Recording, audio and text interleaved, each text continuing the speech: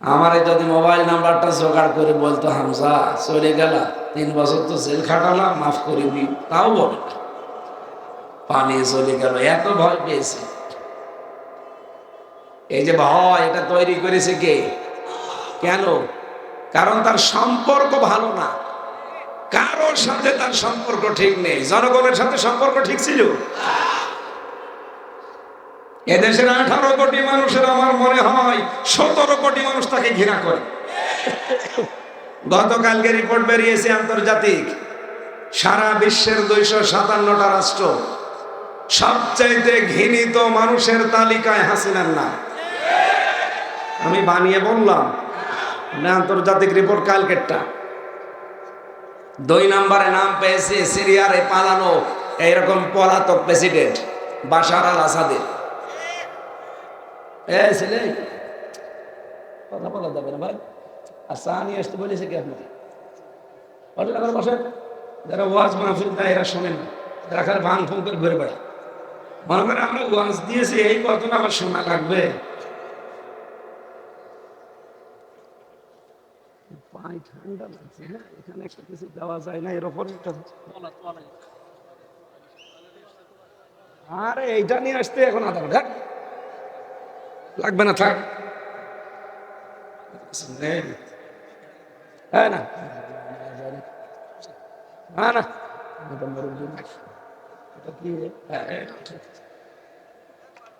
থাক ভাই, কিছু মনে করি না, আমার শরীর ভালো, আর একটু একটু কিছু হইলে আমি শেষ হয়ে যাবে।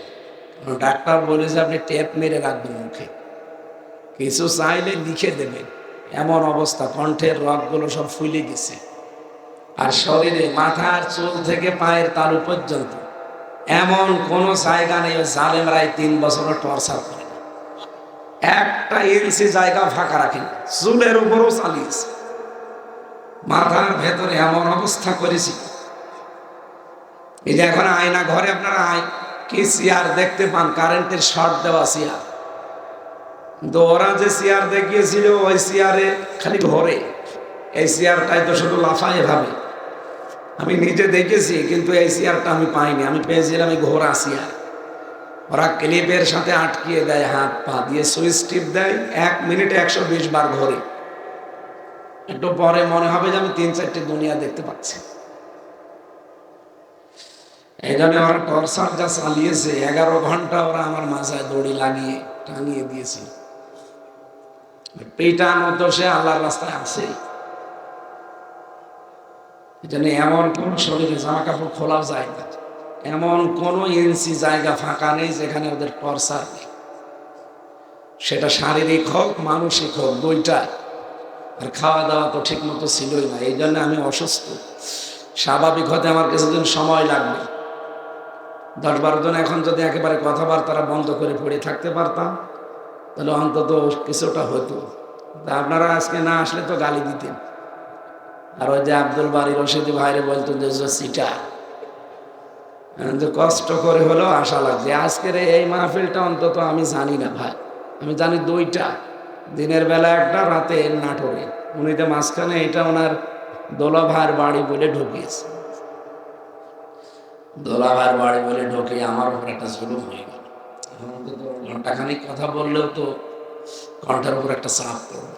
এই জন্য আমি চাপ দিয়ে কথা বলছি না, আস্তে আস্তে কথা বলছি, বোঝা যাচ্ছে কথাগুলো? বুঝে আমাদের রক্তের সম্পর্ক ঠিক রাখা লাগবে ভাই, তাছাড়া আল্লাহ আপনাকে ঘৃণিত করে দেবে, বিভিন্ন ভয় আপনার ভেতরে আল্লাহ ঢুকিয়ে দেবে।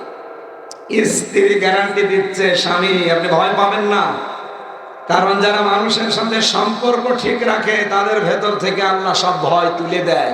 জিন পরি ভূত চাই বলে, কোনো কিছু তাদেরকে ভয় দেখাতে পারে না। আজ আপনি ভয় পান এই কারণে, কারণ আপনার সাথে আপনার রক্তের সম্পর্কগুলো ঠিক নেই। কথা কি বুঝতেছেন? তাহলে নামাজ পড়া, রোজা রাখা, হজ করা, যাকাত দেওয়ার পাশাপাশি রক্তের সম্পর্ক যাদের সাথে আছে এটা অটুট রাখার দরকার আছে না? এটাও কিন্তু নামাজের মতো ফরজ। নবীজি বলেন, কোন স্ত্রী যদি চায় আমার স্বামী আরো বেশি দিন বেশি থাক, আমার স্বামীর মান সম্মান ইজ্জত আবরু টাকা পয়সা অর্থ সম্পদ ধন দৌলত আরো বেড়ে যাক, সেই মহিলা যেন তার স্বামীকে বলে, স্বামী তুমি যা করো করো, কিন্তু নিজের আত্মীয়র সম্পর্কগুলো ঠিক রাখো। কিন্তু এরকম মহিলা এখন দেশে নেই। আরো কি করে নিজের বোনের সাথে ভাইয়ের সাথে সম্পর্ক নষ্ট হয়, এইটা স্বামীকে শেখায়। এক কথা বলছে না, নিজের আপন মা বাবার সাথে আমার সম্পর্ক রক্তের, সেইটা কি করে ছিন্ন করা যায়, দূর করা যায়, এই জন্য সবচাইতে বেশি ভূমিকা পালন করে আমার বউ। এরকম বউ দেশে নেই। সম্মানিত মা বোনেরা, শুধু নামাজ পড়া, শুধু রোজা রাখা, শুধু কালো বোরকা পরা ইবাদত না, রক্তের সম্পর্কগুলো ঠিক রাখা এটা ইবাদত। মাওলানা রশিদি সাহেব যে আয়াত পড়েছিলেন, আল্লাহর ইবাদতের পরে যাদের সাথে সম্পর্ক আপনার, সেটা কিন্তু মা বাবার। সময় পাইনি, এজন্য ব্যাখ্যা করতে পারেননি। আল্লাহ এত বেশি ব্যাখ্যা দিয়েছেন মার বাবার নামে কোরআনে, আমি 3, 5, 7, 12, 17, 22টা পর্যন্ত ব্যাখ্যা পেয়েছি কোরআনে। এত ব্যাখ্যা দুনিয়ায় কারণ আমি পড়া কোরআনে আল্লাহ দেয়নি, যত ব্যাখ্যা আল্লাহ মার বাবার জন্য সন্তানের সাথে দিয়েছেন। কিন্তু দুঃখজনক হলো সত্য, এই বাংলাদেশে বহু মানুষ আমরা মা বাবাকে আলাদা করে দেই, বড় ভাইয়ের ভেতরে দিয়ে দেই, অথবা বাড়ি থেকে তাড়িয়ে দেই, বৃদ্ধাশ্রমে রেখে আসে। বলেন, গত পরশুদিন যে দিবসটা গেল 14 ফেব্রুয়ারি, বাংলাদেশের বহু বৃদ্ধাশ্রমে কালকে সাজিয়েছিল রঙিন সাজে। আমি নিজে গিয়েছিলাম নীলফামারী এক জায়গায় বৃদ্ধাশ্রম দেখার জন্য। যে দেখি এই কোলে 25 জন মা, এই কোলে 25 জন বাবা বসে আছে, প্রত্যেকের চোখের ভেতরে পানি টলটল করছে। আমি 2 জনের সাথে কথা বললাম, একজন বলছে আমার ছেলে ডিসি, আর একজন বলছে আমার ছেলে আমেরিকায় থাকে। বলেই তিনি হাউমাউ করে কেঁদে ফেলেছেন। বললাম, মা কেন আপনি আজ 3 বছর এই বৃদ্ধাশ্রমে পড়ে আছেন? আমার বৌমার কারণে। আমার ছেলে একটা ডিসি, চিন্তা করতে পারেন, একটা পুরা জেলা চালাইছে। এ বগুড়া জেলা যত বড় এরিয়া, এই পুরা জেলার জন্য ডিসি কয়জন? অথচ ডিসির মা পড়ে আছে বৃদ্ধাশ্রমে 3 বছর। মাঝে আমার বৌমা শুধু ঘ্যানর করেছে, এই বড়ি বাড়ি থাকলে তোমার বাড়িতে আমি আর থাকবো না। শেষ পর্যন্ত ছেলে আমার রেখে গেছে, মাসে মাসে খরচ পাঠিয়ে দেয়। কিন্তু আমার তো মনে হয় শেষ বয়সে এসে আমার নাতি নাতনি নিয়ে একটু আনন্দ ফুর্তিতে কাটাবো। অথচ আজকে এই বুড়ো বুড়ির সাথে আমি পড়ে আছি, এখানে নেই কোনো আত্মীয় স্বজন, নেই কোনো রিলেটেড, রক্তের সম্পর্কের কেউ নেই, আমি একা। প্রত্যেকের চোখের দিকে তাকিয়ে আমার মনে হচ্ছিল প্রত্যেকটি মার বাবা তার সন্তানের জন্য বরদোয়া করছে। বলেন তো, তাদেরও আমাদের মতো সন্তান নেই? বলেন না কেন? আর একজন বলছে আমার ছেলে আমেরিকায় থাকে, বিশাল ফ্যাক্টরি দিয়েছে সেখানে শুনেছি। এত বড় কিছুর মালিক হওয়ার পর আজকে আমার জায়গা বৃদ্ধাশ্রম। কথাগুলো শোনার পরে চিন্তা ভাবনা এসেছে আমার, শুধু ওই ডিসি ও আমেরিকায় থাকে এই সন্তানেরই দোষ না, ওই পুত্রবধূদের দোষ দিচ্ছিল ওনারা, শুধু ওই বেটার বড় দোষ না, দোষ ওনাদেরও আছে। আরে আল্লাহর পরে যাদের স্থান, সেই মা বাবার কথা যেই কিতাবে লেখা আছে, সেই কিতাবই তো তাদেরকে পড়ায়নি। কি মাওলানা আব্দুল বারীকে তার মা বাবা পড়িয়েছে, এটা এই জন্য উনি তেলাওয়াত করে আপনাদের শোনাচ্ছিল যে ওয়াকাযা রাব্বুকা আল্লা তা'বুদু ইল্লা ইয়্যা, আমি আল্লাহ রায় দিয়েছি আমার ছাড়া কারো ইবাদত করা যাবে না। ওয়া বিল ওয়ালিদাইনি ইহসানা, আমার পরে আমি আল্লাহ স্থান দিয়ে দিলাম তোমার মা বাবার, তাদের সেবা করা লাগবে। বলেন তো, আল্লাহর ইবাদত করা, আল্লাহর আইন মানা কি? আরো জোরে বলেন, সবাই বলেন। মা বাবার আইন মানা না। এখানে আলেম বসে আছেন, আপনি আন্দাজে ফরজ বললেন কেন? মাঝখানে ও আল্লাহ খেলা করার জন্য দিয়েছে। কোরআনের প্রতিটা শব্দ গবেষণামূলক চিন্তা ভাবনা করে কথা বলবেন। আলেমরা আছে, আপনি আন্দাজে বলতেছেন না আল্লাহর আইন মানা এটা ফরজ, এর ভেতরে কোনো প্রশ্ন নেই। কিন্তু মা বাবার আইন মানা ফরজ না, মা বাবার সেবা করা ফরজ। কথা বলছে কেন বলছে? আমি 2 বার রিপিট করলাম কথাটা, আমি আরেকবার করছি রিপিট। বলেন আল্লাহর আইন মানা কি? মা বাবার আইন মানা কি? ফরজ। মা বাবার সেবা করা ফরজ, সাধ্যমতো তাদের পেছনে খরচ করা ফরজ। এই কথা বললেন না কেন? কি বুঝলেন এখান থেকে বলেন আপনি? আল্লাহর পরে যাদের স্থান, রক্তের সম্পর্ক আমার সাথে সবচাইতে বেশি যাদের, তারা কারা? আরো জোরে বলেন। সেই মা বাবার আইন যদি মানা ফরজ না হয়, পৃথিবীতে কোন মহারথী আছে যে তার আইন মানা ফরজ হয়ে যায়? সুতরাং এই বাংলাদেশে আল্লাহর আইন ছাড়া অন্য কারো আইন চলবে না, এটাই ফাইনাল। সামনে আল্লাহর আইন ছাড়া কারো আইন চলবে? আমরা চলতেও দেব না। হ্যাঁ, কথা বলেন না কেন? কত দূর গেল আপনি টের পেয়েছেন? আমার এই কথা কত দূর গেছে আপনি টের পেয়েছেন? অন্তত সারা দুনিয়া না গেলেও বাংলাদেশে আমরা এটা রাখতে চাই সামনে। আমরা যারা আল্লাহর বান্দা দাবি করছি, আল্লাহর রায় মেনে নেওয়া লাগবে। মা বাবার আইন মানা ফরজ না, যেখানে তাদের সেবা করা ফরজ, তাদের খেদমত করা ফরজ। অথচ আজ পৃথিবীতে বহু নেতা তারা আইন বানিয়ে আমাদেরকে মানতে বাধ্য করছে। এটা একটা শিরিক। এটা কি? এটা যে শিরিক, তার প্রমাণ সূরা আরাফের 54 নম্বর আয়াতের মাঝে পাবেন, সূরা ইউসুফের 40 নম্বর আয়াতের মাঝে পাবেন। আলা লাহুল খালাকু ওয়াল আমরু ইনিল হুকমু ইল্লা লিল্লাহ। এই 2টা আয়াতের সামারাইজ কথায়, সৃষ্টি যার আইন চলবে তার। সৃষ্টি যার আইন চলবে, আরো জোরে আইন চলবে। সুতরাং এই দেশটা যেহেতু আমার আল্লাহর সৃষ্টি করা, এখানে আইনও চলা লাগবে আল্লাহর। আল্লাহ বাদে কারো আইন আমরা চলতে দেব। যারা আল্লাহর আইনের বিপক্ষে অবস্থান নিয়েছেন, আল্লাহর আইন নিজেও মানেন না, অন্য কেউ মানবে, মানতেও দেন না, আপনি কিন্তু আর মানুষ নেই, আপনি একটা শয়তান।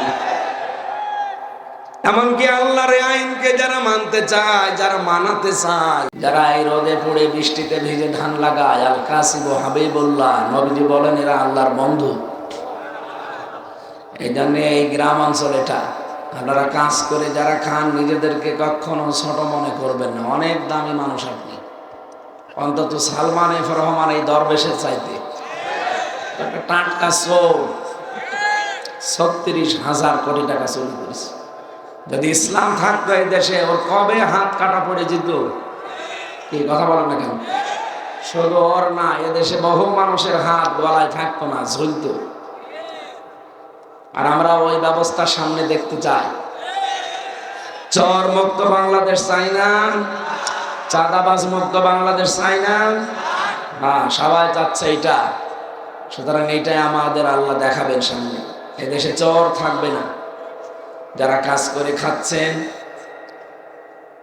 বিশ্বনবী জানিয়েছেন ওয়াতুল আজির আজরাহু ক্বাবলা আইয়া জুফা আরকুহু, শ্রমিকের ঘাম শুকিয়ে যাওয়ার আগে তার টাকা তার হাতে ধরিয়ে দাও। এত মর্যাদা আপনাদের।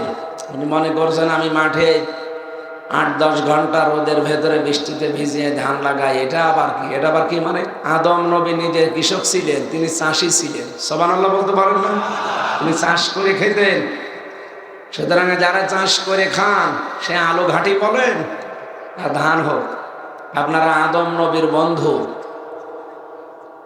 বিশ্বনবী নিজে ব্যবসা করে খেতেন। সুতরাং এখানে যারা ব্যবসায়ী আছেন, আত-তাজিরু সাদুকুল আমিন মান নাবিয়্যিনা ওয়াস সিদ্দিকিনা ওয়াস শুহাদাই ওয়াস সালিহিন, আমানতদার সৎ ব্যবসায়ী যারা, কিয়ামতের দিন তারা নবীদের সাথে, সিদ্দিকদের সাথে, শহীদদের সাথে, সালিহিন বান্দা যারা নেককার, তাদের সাথে হাসরে উঠবে।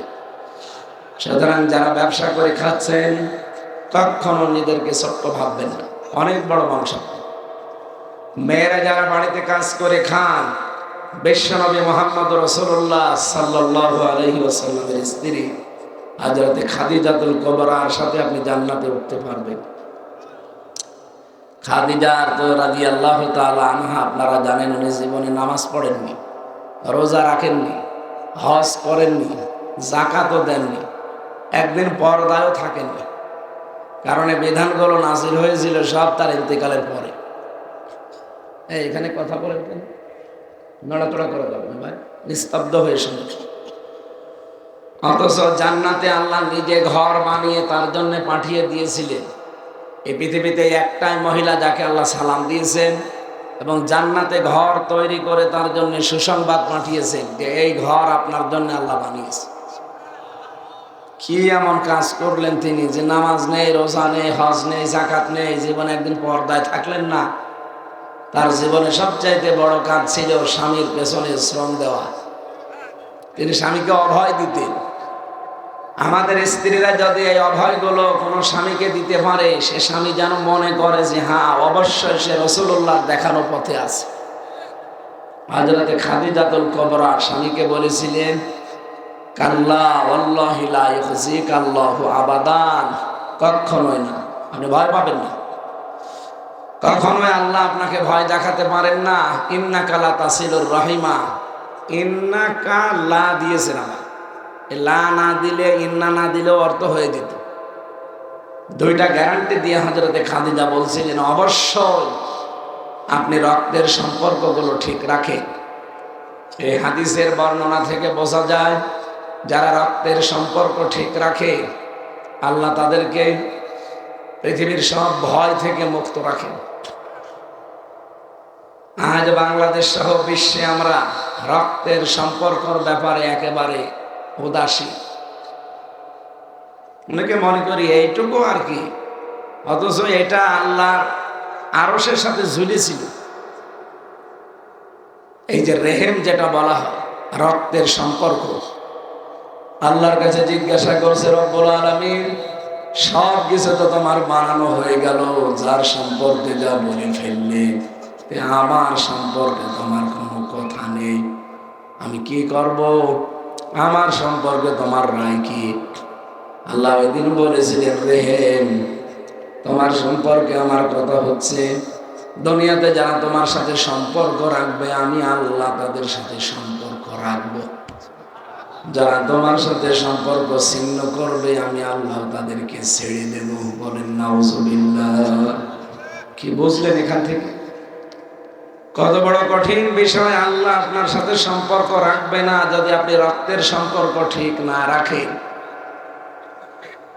বাংলাদেশে বহু মানুষ নামাজ পড়ে, রোজা রাখে, এদিকে তাকান, একটা ড্রোন উড়িয়ে যাচ্ছে, এটা দেখতে যদি আপনি কোরআন বাদ দিয়ে ওইদিকে তাকান, আমার মনে হয় পরে মনে এখন আসলে আপনি সব বাদ দিয়ে দৌড়ান। বলছে ঠিক।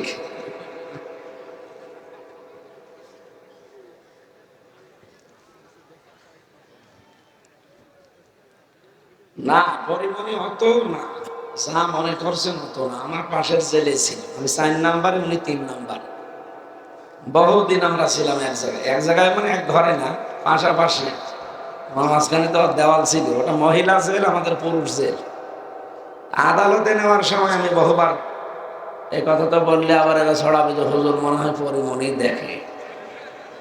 আমি ওইভাবে দেখিনি, যতটুকুই দেখলাম যে না, অত না, মানুষ যা মনে করে ও জিনিস অতই না। আর এখন আরো নষ্ট হয়ে গেছে। কি কথা বলেন এখানে? এই যে চেহারাটাই যার কাটিং ঠিক আছে, ভেতরে কিছু আছে। 5টা স্বামী পাল্টিয়েছে, বলেন সুবহানাল্লাহ। নবীজি বলেন ওই মহিলার উপরে লানত যে বারবার স্বামী পাল্টায়। আর এর কয়টা স্বামী পাল্টিয়েছে? 5টা। এই জন্য ওইটার দিকে না তাকিয়ে কোরআন কি বলছে সেটা বোঝার চেষ্টা করেন। এদিকে আরো অ্যাক্টিভ হওয়া লাগবে। এটা ক্লাস চলছে, কত শিক্ষক বসে আছে দেখতে পাচ্ছেন, এটা ফাজিল মাদ্রাসা। তার মানে এখানে বহু আলেম আছে। আমি হিসাব নিকাশ করে মাপ জব করে কথা বলবো ইনশাআল্লাহ। যে কথাটা তুলেছিলাম, চিন্তা ভাবনা করবেন, যাদের রক্তের সম্পর্ক ঠিক নেই, বলেন তো আপনার ভাইয়ের সাথে রক্তের সম্পর্ক না, আপনার বোনের সাথে, আপনার মা বাবার সাথে, এ কথা বলছেন কেন? এই যে রক্তের সম্পর্ক যাদের নাম বললাম, এদের সাথে যদি দুনিয়ার কোনো ঠুনকো বিষয় নিয়ে সম্পর্ক নষ্ট করে ফেলেন, আপনাকে বিভিন্ন রকমের ভয় আল্লাহ ভেতরে তৈরি করে দেবে। কি কথা বলে না কেন? আপনি হাসিনার কথা চিন্তা করেন, কি ভয় পেয়েছে, খাবারও খেতে পারেন। 5 মিনিট আগে বলেছেন একটা জিনিস লিখবো জাতির উদ্দেশ্যে, সেইটাও পারেনি, ভয়ে পালিয়েছে। কেন এত ভয় তার ভেতরে? কারণ তার রক্তের সম্পর্ক কোনোটা ঠিক নেই। আপনি বলেন কার সাথে তার রক্তের সম্পর্ক ঠিক আছে? আমরা তারে কন্যা বলে ডাকতাম, কেউ বুবু বলে ডাকতাম, কেউ মানুষ কন্যা বলতো। এই সম্পর্কগুলো কন্যা যারে তারে বলে মানুষ, সম্পর্ক কন্যার সাথে কিসের? রক্তের। বুবুর সাথে সম্পর্ক কিসের? এত বড় সম্পর্ক আপনার সাথে, আর আপনি কিছু না বলেই চলে গেলেন। যাওয়ার সময় শুধু ব্রেড কেস নিয়েছে 14টা, শুধু মাটি ভরা ছিল। হ্যাঁ, পাইলটকে বলেছে কি ব্রেড কেস গুলো উঠেছে? বলছে জি ম্যাডাম, চলো। কারোর সাথে কিচ্ছু বলেন। এ বগুড়াতে তার এক চাচা ছিল, মমতাজ, কবরে আছে। কবরে আছে না? তারে যদি বলতো যে চাচা আপনি কবরে থাকেন, আমি গেলাম, তাও বলে না। অপবাদ এখন বাংলাদেশে দেওয়া হচ্ছে। আরে ভাই, 15.5 বছরে দিয়েছে, সেটা তো দিয়েছে, এখন আবার নতুন করে দিতে চান কোন কারণে? নতুন করে আপনি কোথায় পাচ্ছেন এই সাহস? কুড়িগ্রামে গতকালকেও একজন এই কথা জানিয়েছে যে কোরআন শরীফ জামাত ইসলামের ভাওতাবাজি। সে যেই হোক, এই লোকটা যদি এ কথা বলে এখনো তওবা না করে, কিন্তু কাফের হয়ে গেছে। এই কথা বলেন না কেন? যে দলের লোক আপনি হন, আমার কোনো কিছু দেখার দরকার নেই, আপনি কাফের। কারণ কোরআন জামাত ইসলামের না, কোরআন চরমনার না, কোরআন 8 রশির না, কোরআন কার? আরো জোরে বলেন। কি শব্দ বললেন? যে কোরআন জামাত ইসলামের ভাওতাবাজি বই। কোরআন দিয়ে নাকি জামাত ইসলাম রাজনীতি করে, ধর্ম ব্যবসা করে। আপনি কথা বলতে পারলেন, এটা কোথায় যে লেগেছে আপনি টের পাচ্ছেন? এটা সরাসরি আল্লাহর আরশে ধাক্কা খেয়েছে। কোরআনের একটা অক্ষর অস্বীকার করলে যার ঈমান থাকার কথা না, আর আপনি পুরা কোরআনকে বলছেন এটা ভাওতাবাজি, জামাত ইসলামের বই। আপনার ঈমান নেই। আপনার নাম যদিও জুলফিকার আলী, কিসের জুলফিকার আপনি? আপনাকে ঈমান আনা লাগবে, আবার নতুন করে কালেমা পড়ে। এইরকম মানুষ বাংলাদেশে যত আছে, তারা যদি কালেমা পড়ে নতুন করে আবার ঈমান নবায়ন না করে, ওই লোকটা কাফের। ওর জানাজা পড়া জায়েজ নেই, ওকে যে সাপোর্ট করবে সে কাফের। কারণ ঈমান ভেঙে যাওয়ার কারণ 10টা, তার 9 নম্বরের কারণে কেউ যদি কাফেরকে কাফের মনে না করে, সেও কাফের। এই কথা বলেন না কেন? যালিকা বিআন্নাহুম কারিহু মা আনজালাল্লাহু ফাআহবাতা আমালাহুম। সূরা মুহাম্মদের 9 নম্বর আয়াত। আল্লাহ পাক বলেন ওরা কোরআন মানে না, এমন না।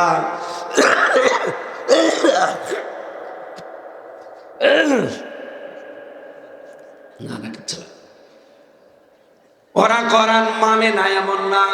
আমি আল্লাহ যে নাজিল করলাম কোরআনে কারীম, কোন বিধান যদি কেউ অপছন্দ করে, সঙ্গে সঙ্গে ওর পেছনের যত আমল আছে, ফাআহবাতা আমালাহুম, আমলের বহুবচন আমাল, আমি আল্লাহ সব কিছু ওর পেছনে নষ্ট করে দিয়েছি, ধ্বংস করে দিয়েছি। বলেন নাউজুবিল্লাহ। সুতরাং কুড়িগ্রামের এই নেতা কে কি করে আমি জানি না, নাকি সাবেক মেয়র ছিল। এই লোকটার ঈমান নেই এখন, অন্তত লোকটা কাফের। বলেন না কেন? আপনার পেছনের কোন আমল আখলাক আর আল্লাহ রাখে না, সব ধ্বংস করে দিয়েছে। একটা কাফের, ওকে যে সাপোর্ট করবে, দেখলাম ওর পাশে বসে বসে অনেকে দাঁত কেলাচ্ছে।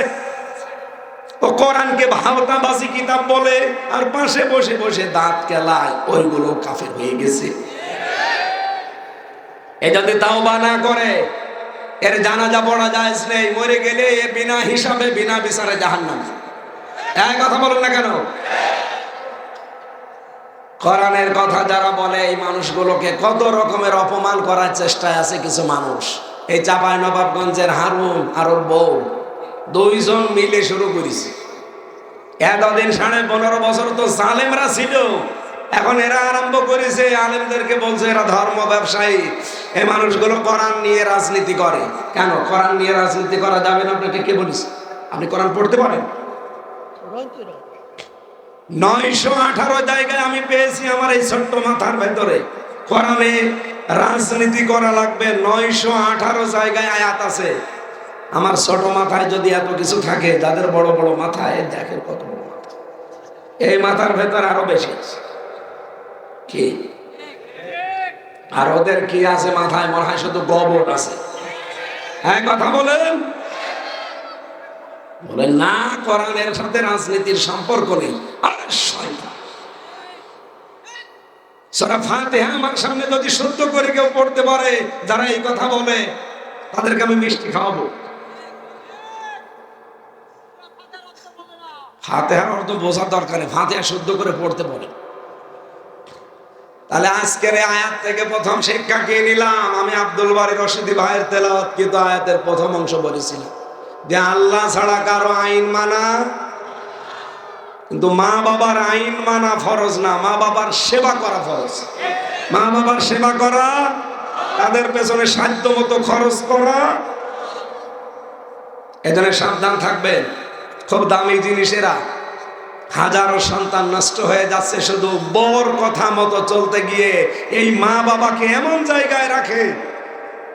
আমার এক বন্ধুর কাহিনী বলেছিলাম একবার, 19 সালে। আমি শিক্ষার জন্য শুধু টাচ দিচ্ছি।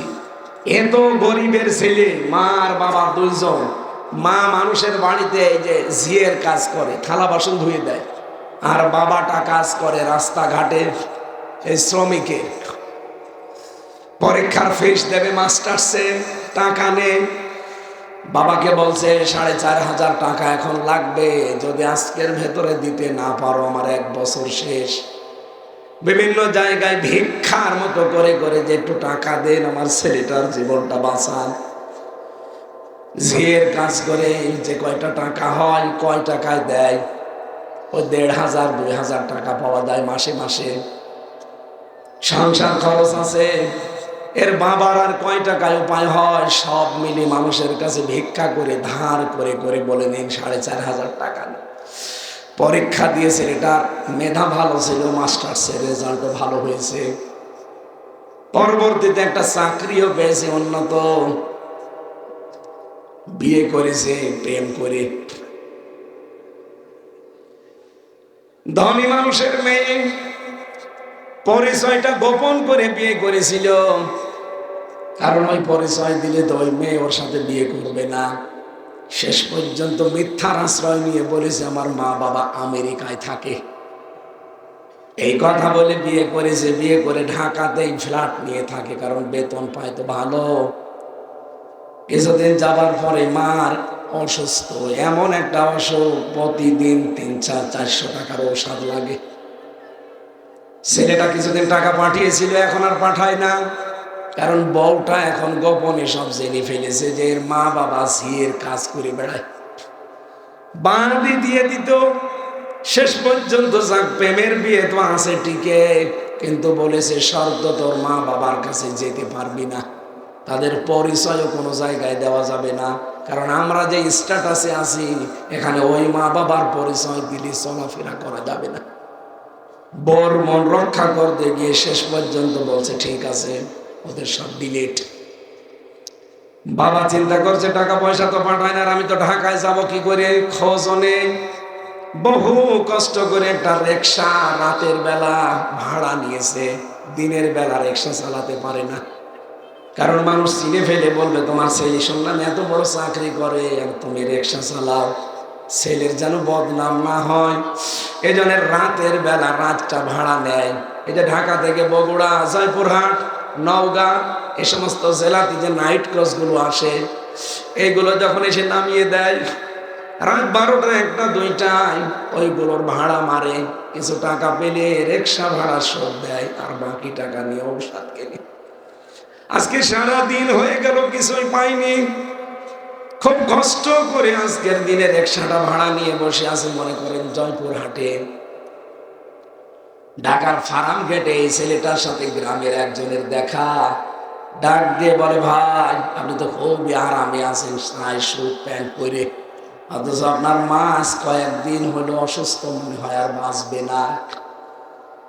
স্ত্রীর কাছে অনুমতি চাইতে গেছে যে আমার মা অসুস্থ, শেষ দেখা দেখতে যায়, বলে না ওদের পরিচয় দেওয়া যাবে না। ওর গেছে রাগ হয়ে, আমার মাই যদি না বাঁচে তোরে আমি কি করব, তোরেও আমি আর রাখবো না। রাগ করে রাগারাগি করে চলে এসেছে ওর কথা না শুনে। নাইট ক্রসে এসে নেমেছে মনে করেন জয়পুরহাটে, রাত 2টা বাজে তখন। এই শীতের রাতে কুয়াশার ভেতরে বাস থেকে নেমেই দেখে একটা রিক্সা, টিম টিম করে আলো জ্বলছে। সন্তানটা বাস থেকে নামার পরেই মুরব্বী চেহারার দিকে তাকিয়ে চিনে ফেলেছে। চিন্তা করছে এখনো কয়েকজন বাস থেকে নামছে, সামনে যদি যাই আমার পরিচয় পেলে হয়তো আমার ছেলের সম্মান নষ্ট হবে। গামছা দিয়ে মুখটা পেঁচিয়ে নিয়েছে, শুধু চোখ দেখা যায়। যে কণ্ঠের স্বর উলট পালট করেছে, ডাক দিয়ে বলছে স্যার যাবেন আপনি? কোথায় যাবেন? বলছে পান্তাপাড়ায় যাব, কানু মিয়ার বাড়িতে। চলেন আপনাকে নিয়ে যাচ্ছি। ভাড়া মিটিয়ে নিয়ে যাচ্ছে। যেহেতু সারাদিনের প্রায় না খাওয়া শরীর, ওদিকে মাটা অসুস্থ হয়ে পড়ে আছে, এই কঠিন পরিস্থিতিতে যেতে যখন পারে না, পেছনে ধাক্কা দিয়ে বলে কেমন চালান, জোরে চালান। মুরব্বী মানুষ এমনিতে প্যাটেল তো মারতে পারে না, রিক্সার প্যাটেল যেভাবেই হোক আস্তে আস্তে যাচ্ছে। আবার ধাক্কা দিয়েছে, এই বয়সে রিক্সা নিয়ে আসতে পারেন, চালাতে পারেন? আপনার কি ছেলে নেই? দ্বিতীয় ধাক্কা দেওয়ার পরেও কিছু বলে নাই, 3 নাম্বার ধাক্কা চাই দিয়েছে। মুরব্বী গেছে হুবড়ি খেয়ে পড়ে, রোডের উপরে পড়ে গেছে, দাঁত ভেঙে, পার নখ গেছে কেটে, রক্ত বের হচ্ছে। রক্ত বের হয়ে জন্য জলাজলি করে। রিক্সা থেকে যেহেতু পড়ে গেছে, এবার কষ্ট করে দাঁড়িয়েছে। ডাক দিয়ে বলছে স্যার আপনার মোবাইলের লাইটটা একটু বের করে। কেন? দরকার আছে। মোবাইলের লাইট যখন বের করে বলছে আমার মুখের দিকে একটু তাকান। মুখ থেকে গামছাটা খুলে ফেলে সামনে নিয়ে বলছে দেখেন তো আপনি আমার চিনতে পারেন কিনা। আপনাকে স্যার বানাতে গিয়ে আমার জীবনটা নষ্ট হয়ে গেছে। আমি মানুষের বাড়িতে ভিক্ষা করে করে তোমার পরীক্ষার ফিস দিয়েছিলাম। তোমার মা বাড়িতে ঝিয়ের কাজ করে থালা বাসন ধুয়ে ধুয়ে টাকাগুলো তোমার হাতে দিয়েছিল। তুমি আজকে শার্টটাই পরে আসো। তোমার স্যার বানাতে গিয়ে আমাদের 2 জনের জীবনই শেষ হয়ে গেছে। তুমি প্রথমবার ধাক্কা দিয়েছিলে যে এই বয়সে রিক্সা চালান, আপনার ছেলে নেই, ছেলে তো আছে পেছনে বসা, করবো কি? তৃতীয়বার যখন ধাক্কা দিলে দেখেন আমার পড়ে গিয়ে দাঁত ভেঙে গেছে, আমার পায়ের আঙ্গুল কেটে রক্ত বের হচ্ছে। ও স্যার আমার কথা বাদ দিলা, আপনার মার অবস্থা কিন্তু একেবারে খারাপ। 7 দিন বিছানায় পড়ে আছে, নড়াচড়া নেই। আমি ঔষধগুলো বহু কষ্ট করে কিনে কিনে তারে দেই। দিনের বেলা রিক্সা চালাতে পারি না তোমার সম্মানের ভয়ে। রাতের বেলা আমি রিক্সাটা ভাড়া করেছি, নিয়ে বের হই, যে কয় টাকা পাই ওইটা দিয়ে ঔষধ কিনতে চলে যাই। এই জন্য সারাদিন আমি প্রায় না খেয়ে আসছি। ছেলেটা রিক্সা থেকে লাফ দিয়ে নেমে বাবার পা জড়িয়ে বলছে আব্বা আমার মাফ করে দে। আপনি ওঠেন রিকশা, আমি কষ্ট করে ঠেলে হলেও বাড়ি নিয়ে যাব। কোথায় পেয়েছেন আপনি রিকশাটা? যে এলাকায় তো আমার মতো গরিব মানুষ নেই, তুমি নিজেও জানো। রিকশা পাবো কোথায়? আমি ভাড়া নিয়েছিলাম রাতের জন্যে।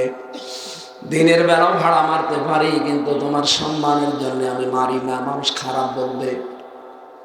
বাড়িতে তাড়াতাড়ি চলো, মনে হয় মাকে শেষ দেখা যাবে না।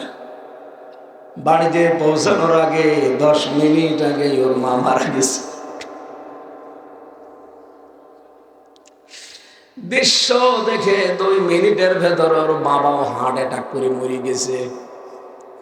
মার বাবার লাশ জড়িয়ে ধরে হাউ মাউ করে কাঁদে, বলে বাবা দুনিয়া থেকে চলে গেলে আমার মাফও করে গেলে না, পৃথিবীতে এখন আমাকে ডাকার মতো আর কেউ থাকলো না। ওদিকে ওর বউ যেহেতু রাগারাগি করে এসেছে, এই জন্য ডিভোর্স নামা পাঠিয়ে দিয়েছে। ওর অফিসে কমপ্লেন দিয়ে ওর চাকরিটা চলে গেছে।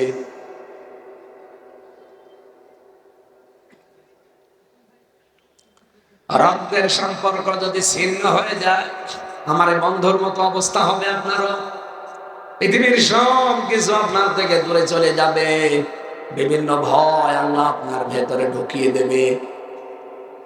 আমি যে পয়েন্টে কথা বলছিলাম, আপনার মনে আছে কিনা জানি না, এদিকে তাকান।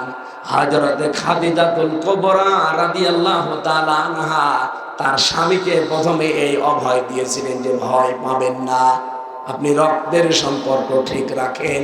সুতরাং যারা রক্তের সম্পর্ক অটুট করবে, ঠিক রাখবে, মজবুত করবে, তাদের কোনো ভয় নেই। আমরা আজকে থেকে এই ইবাদতটা পরিবারে একটু চালু করি। হ্যাঁ, অনেক বড় কারণে হয়তো আমরা পারি না, আমি নিজেও জানি, কিন্তু আমাদের চেষ্টা করা লাগবে। বউ চলে গেলে হয়তো বউ পাওয়া যাবে, মা বাবা যদি একবার চলে যায়, তামাম দুনিয়া খুঁজলেও এরকম জিনিস আর পাবেন না। পৃথিবীর যারা ভালোবাসে আমাদেরকে, সবাই কম বেশি ভালোবাসে স্বার্থের কারণে। নিঃস্বার্থভাবে ভালোবাসা পৃথিবীতে আমি কারো পাইনি। শুধু মা আর বাবার ভালোবাসার ভেতরে কোনো স্বার্থ নেই। কথা বলেন না কেন? যে মেয়েটার সাথে আপনার বিয়ে হয়েছে, এত ভালোবাসে আপনাকে, আমিও জানি আপনার বউ আপনাকে ভালোবাসে। আপনি বলে যান, হয়তো খুব বেশি হলেও 3 দিন কাঁদবে, 7 দিন না খেয়ে থাকবে। এরপরে আস্তে আস্তে 40 দিনে আপনাকে ভুলে যাবে। 4 মাস 10 দিন পরে তার মা বাবা তাকে নিয়ে দেখবেন অন্য জায়গায় বিয়ে দিয়ে দিবে। 2-3 দিন পরে সেই তার বাবা মার কাছে মোবাইলে বলবে, বাবা ভালোই করেছেন, আপনার আগে জামাই ছাড়া এইটা আরো 100 গুণ ভালো। এই হচ্ছে দুনিয়া। এদের পেছনে থাকতে গিয়ে, এদের মন খুশি করার জন্য আল্লাহর পরে যাদের স্থান, এই মা বাবাকে নারাজ করা যাবে? কেউ করব এখন থেকে আমরা? আল্লাহ আমাদের হেফাজত করুন, বলেন আমিন। 2 নম্বরে স্ত্রী বলেছিলেন, তাহমিলুল কাল্লা, কখনো ভয় পাবেন না স্বামী আমার। আপনি মানুষের বোঝা বহন করেন, ঋণের বোঝা, কষ্টের বোঝা, দুঃখের বোঝা, মানুষের বোঝা আপনি হালকা করে দেন। আপনি ভয়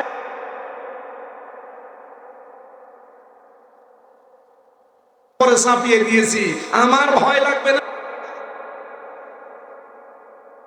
দুঃখের বোঝা, কষ্টের বোঝা, ঋণের বোঝা, কত রকমের বোঝা আমরা মানুষের উপরে আরো চাপিয়ে দিয়েছি। তাদের বোঝা দূর করা দূরের কথা, এরকম 5টা কথা একটা একটা করে শুনিয়েছিলেন। আমি এই পয়েন্টটা এনেছিলাম এই কারণে, আজ পৃথিবীতে আমরা এটা অনেকেই জানি না, যেটা কি মনে করি এ আর কি জিনিস, অথচ এটা যে ঠিক রাখা ফরজ। আজকে থেকে আমরা এখনই ঠিক রাখবো। আল্লাহ পাক আমাদের যত রকমের অভাব আছে, যত রকমের ভয় আছে, তার পক্ষ থেকে যেন দূর করে দেন, বলেন আমিন। প্রধান অতিথি বসেন।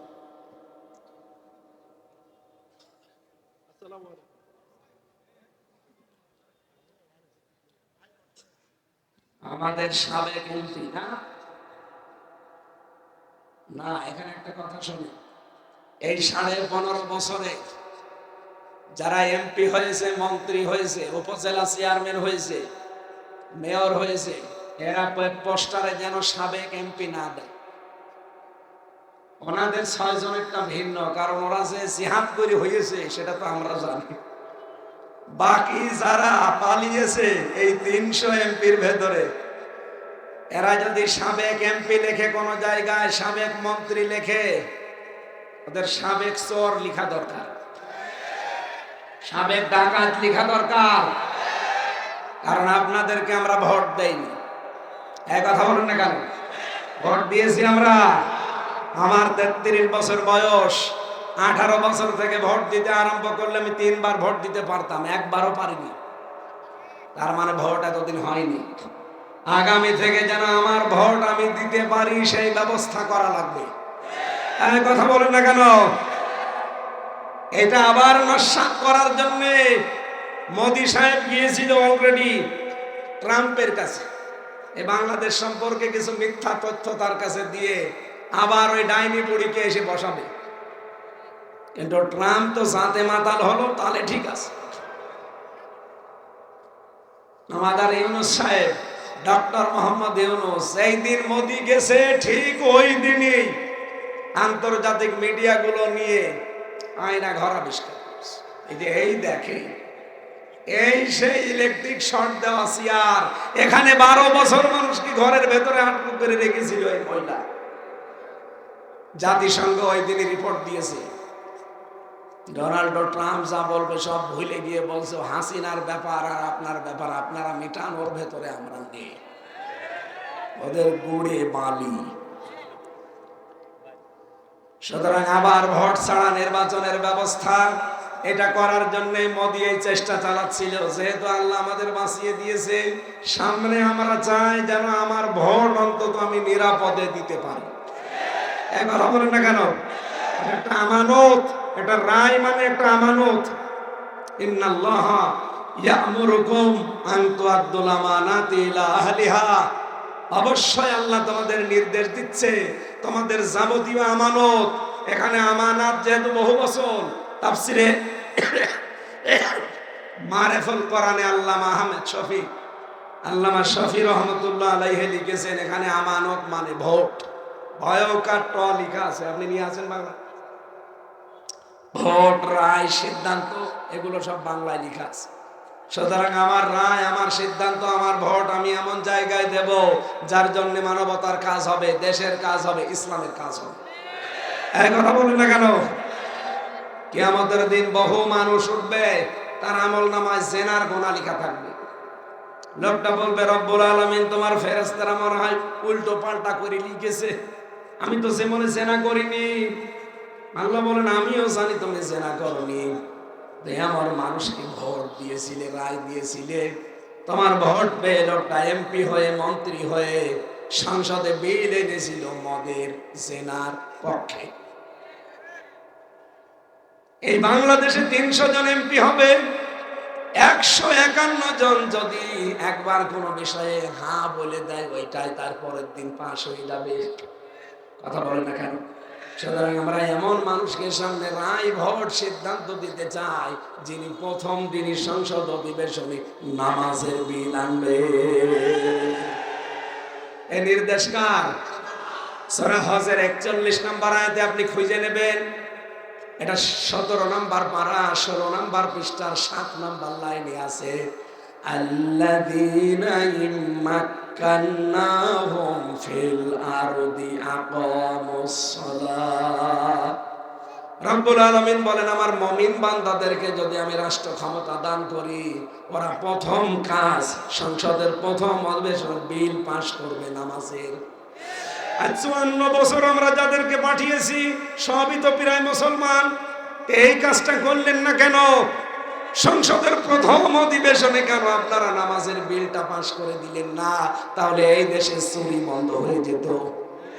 আল্লাহ গ্যারান্টি দিচ্ছে নামাজের বিল পাস করেন, চুরি, ডাকাতি, এই যে ছিনতাই, রাহাজানি, জেনা, ধর্ষণ, এগুলো বন্ধ হতে বাধ্য।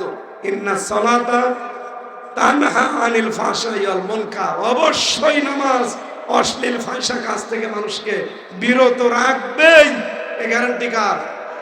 সুতরাং নামাজের বিল যারা আনবে এরকম মানুষকে রায় দেওয়া যাবে না।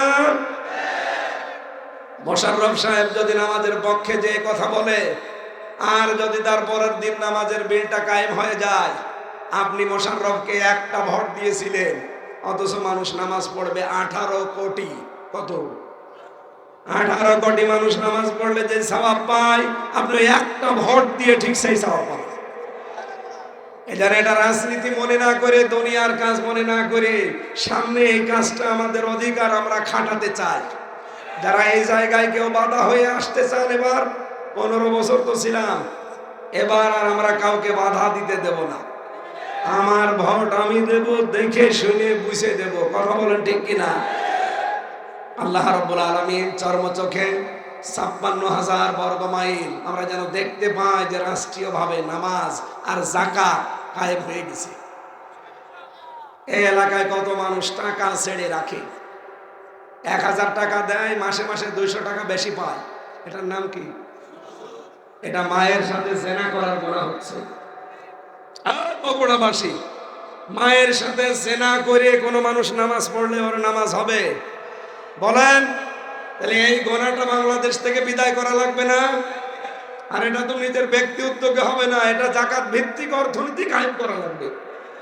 ইসলামী ব্যাংকে যে নিয়ম নীতিগুলো চলছে ইসলামের, যদিও 100% পারফেক্ট না, তারপরেও যে নিয়ম আছে ইসলামের 28টা। ইসলামী অর্থনীতি যারা বসে, মোশারাকা, মোদারাবা, মোরাবাহা, বায়ে সালাম, বায়ে ইস্তেসনা, বায়ে মুআজ্জাল, বায়ে ওয়াহেদা, এরকম 28টা আছে। কয়টা? আমার অর্থনীতির উপর তো আলোচনা না আজকে। এখানে 28টা নিয়ম দিয়ে শুধু ইসলামী ব্যাংক চলবে না, বাংলাদেশের সোনালী, রূপালী, চৈতালি ব্যাংক আছে, ওইটা হবে।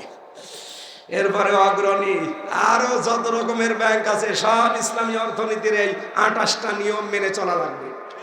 আর এটা চলবে তখন যখন বাংলাদেশে রাষ্ট্রীয়ভাবে যাকাত ভিত্তিক অর্থনীতি কায়েম হবে।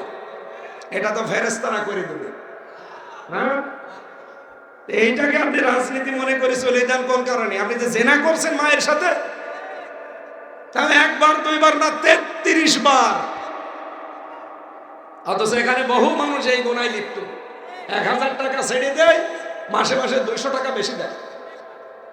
এই কারা এগুলো করছেন, তারা এই মুহূর্তে সিদ্ধান্ত নেন যে আমি ছেড়ে দেব। যারা যারা ছেড়ে দিতে পারেন হাত তোলেন। এই মুরব্বী মানুষ টাকা ছেড়ে দিয়ে গেছে। কয় টাকা ছেড়েছেন? এদিকে আসেন, আসেন এদিকে।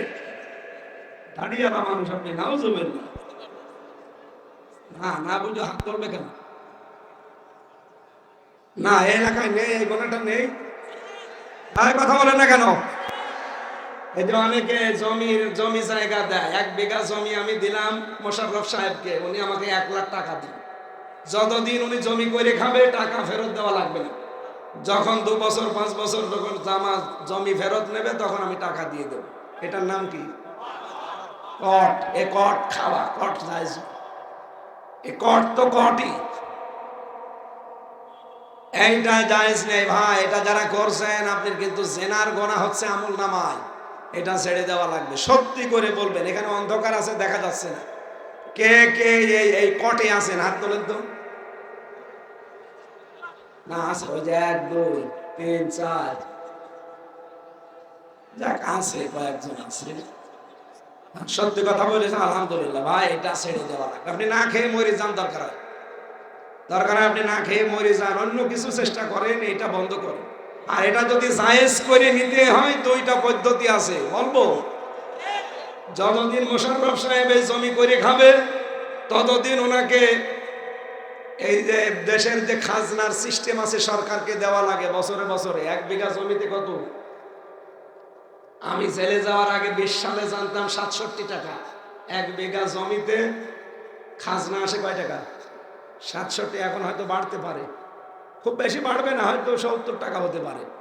এই টাকাটা যেই কয় বছর উনি জমি করে খাবে, ওই টাকা ওনারে দেওয়া লাগবে।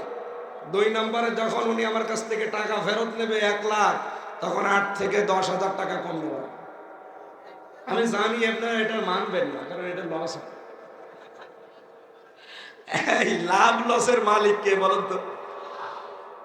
আপনার লাভ হলো লস হলে আল্লাহর বিধান আগে, তারপরে তো লাভ লস। 1 লোক গরু বিক্রি না করে নিয়ে আসতেছে, ডাকাইদের কাছে ধরা। এই চাচা, গরু বিক্রি করেননি? বলছে বাবাজি দাম পাইনি। বলছে দাম পাওয়ার দরকার কি, টাকা তো আমরা নেব। আপনার লাভ হোক লস হোক আপনি বিক্রি করে দেবেন, টাকা তো আপনি বাড়ি নিয়ে যেতে পারবেন না, টাকা তো আমাদের। আপনার লস হোক লাভ হোক ওইটা দেখার দরকার নেই, বিধানকার। যদি এই কোর্ট সিস্টেম জায়েজ করে নিতে চান এই দুইটা শর্ত মানা লাগবে। এরপরে আরো দুইটা আছে, খাই খালাসি আছে, এই এলাকায় কি বলে আমি জানি না।